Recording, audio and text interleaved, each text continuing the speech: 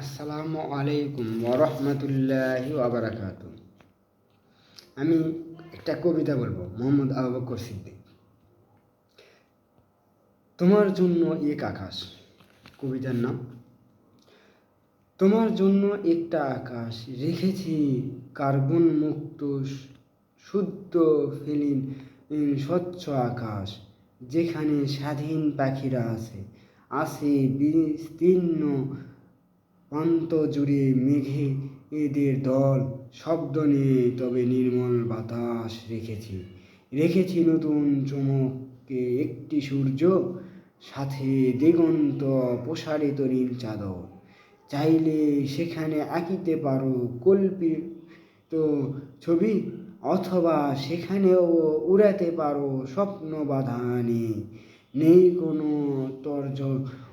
গর্জন, নেই অহেতুক সুতো কাটার কোনো ভয়। চাইলে তুমিও সেখানে উড়তে পারো, তোমার সাদা মুক্ত হওয়া লাল সবুজ আঁচল।